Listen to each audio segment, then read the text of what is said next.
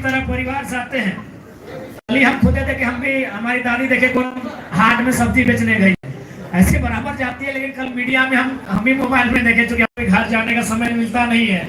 हम जिस असेंबली से जीते हैं वो गिरिडीह जिला में आती है और मेरा घर धनबाद जिला में है, तो हम भी घर जाने का मौका नहीं मिलता है। हमने भी कल फेसबुक देखा तो लोग बता रहे भाई आपकी दादी देख रहे हैं सब्जी बेच रही है, आप विधायक है। हम बोले कोई दिक्कत नहीं, हम उसी परिवार से आते हैं। विधायक हमको जनता ने बनाया है, जनता की सुविधा के लिए हम विधायक बने हैं, अपने परिवार की सुविधा के लिए विधायक नहीं बने। तो निसंदेह आज हम एक विधायक चुन के आपके बीच आए हैं। एक साधारण परिवार से यहाँ तक उठ के आए हैं, कठिन परिश्रम से आए हैं, लगन, श्रद्धा और मेहनत से आए हैं।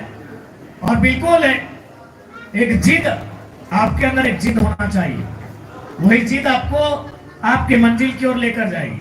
और हम इतना तो जानते हैं, हम बार बार इस बात को दोहराते हैं, हम जब भी स्टूडेंट के बीच जाते हैं तो इस बात को हमेशा दोहराते हैं कि आप, हमें पूरा विश्वास है आप कम से कम हमसे बेहतर परिवार से ताल्लुक रखते हैं।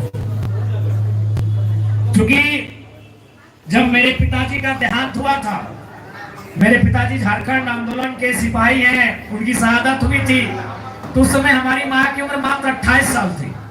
यानी केवल 28 साल की उम्र में हमारी माँ विधवा हो गई थी। उसके बाद और क्या था कारण दुख का, कि हमारा जो छोटा भाई था वो माँ के कोख में ही था, उसका जन्म भी नहीं हुआ था जब हमारे पिताजी का डेथ हुआ था। उसका जन्म हमारे पिताजी के डेथ के 4 महीना बाद हुआ था। उसी 2-3 महीना पहले हमारे दादाजी का भी डेथ हुआ था। यानी एक ही साल में हमारे पिताजी और दादाजी दोनों दुनिया को छोड़ के चले गए। और हमारे जो चाचा है ना, वो जन्म से जन्मांध है, यानी उनके दोनों आंखें नहीं है, वो जन्म से जन्मांध है हमारे चाचा। यानी आप सोच सकते हैं, जिस महिला ने 28 साल की उम्र में अपने पति को खोया, अपने घर को जलते हुए देखा, आज उस महिला ने हमको पढ़ा लिखा कि हमको एमएलए के रूप में लेके आए हैं। तो हमको लगता है कि आपके माता पिता तो हमसे बेहतर होंगे, बेहतर आपको माहौल बना के देते होंगे। तो सोचिए आप कितना दूर तक जा सकते हैं। तो इसलिए आपसे यही हमारा संदेश होगा कि मन के हारे हार है, मन के जीते जीत है। मन से कभी मत हारिएगा, मैदान में कभी कभी हार जाइएगा, कोई दिक्कत नहीं है, मैदान को फिर से जीता जा सकता है। मन से कभी नहीं हारिएगा। हम भी लोकसभा का चुनाव हारे, जब मई का महीना में पार्लियामेंट का इलेक्शन हुआ था, लोकसभा का, जिसको जीत के लोग एमपी बनते हैं और एमपी से ही प्रधानमंत्री बनते हैं। उस चुनाव को हमने भी हारा था, लेकिन फिर हम लोग लगातार अपनी मेहनत को जारी रखे और आज फिर 4-5 महीने बाद असेंबली का इलेक्शन हुआ, उसको जीत के हम आए हैं। और केवल हम जीत के नहीं आए हैं, इस बात को भी याद रखिएगा, आने वाले चुनाव में हमारे साथ बहुत सारे ऐसे गरीब परिवार के बच्चे आपको विधानसभा के अंदर दिखेंगे। तो इसलिए आप अपना जो रास्ता तय करते हैं उस रास्ते से विचलित होने की आवश्यकता नहीं है। बहुत सारी परिस्थितियां आपके विपरीत होंगी, आपके प्रतिकूल होंगी, उन परिस्थितियों से समझौता करते हुए आगे बढ़ना है।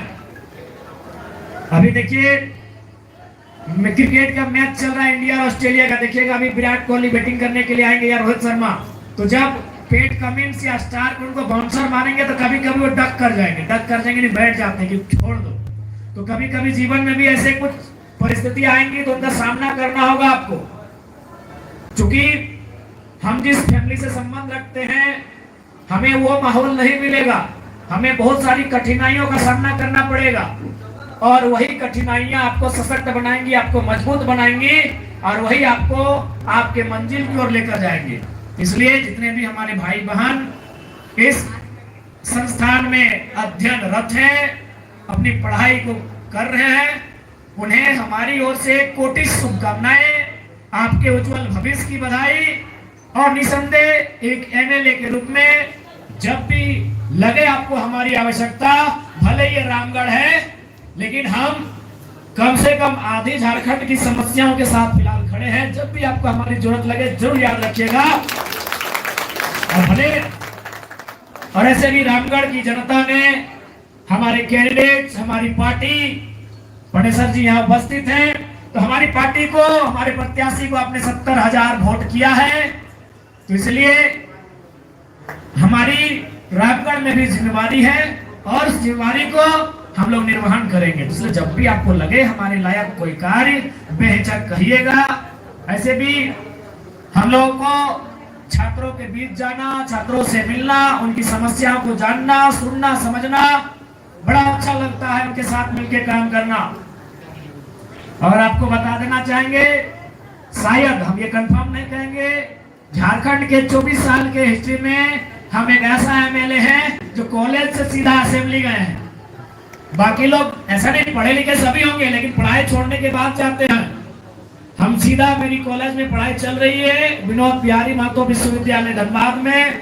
हम अपना तीसरा एनुअल रिपोर्ट पीएचडी का सबमिट प्रेजेंट करके आए हैं। अभी और 2 रिपोर्ट हमें प्रेजेंट करना है, उसके बाद हमारी पढ़ाई कंप्लीट होगी। तो ऐसा नहीं है, हम भी आपकी तरह स्टूडेंट हैं। हाँ है थोड़ा सा कि हम एमएलए बन गए हैं, आप एमपी बनिए, आप कलेक्टर बनिए, आप वीडियो बनिए, सीओ बनिए, आप जो भी बनिए, एक लक्ष्य बना के उस दिशा में आगे बढ़िए। हमारी ओर से आपको शुभकामनाएं। ठीक है, धन्यवाद। थोड़ा समय का अभाव।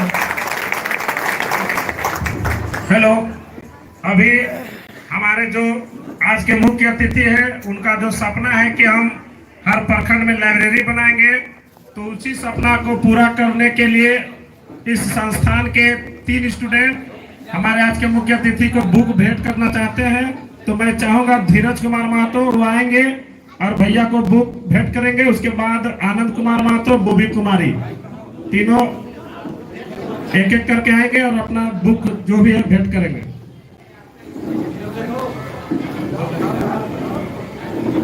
इसके बाद धीरज कुमार,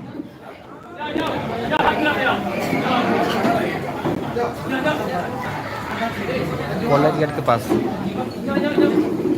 इसके बाद आनंद कुमार, धीरज, जीवन कुमार, जीवन लाल महतो आएंगे। वो दे दिए, हो गया, सिर्फ क्या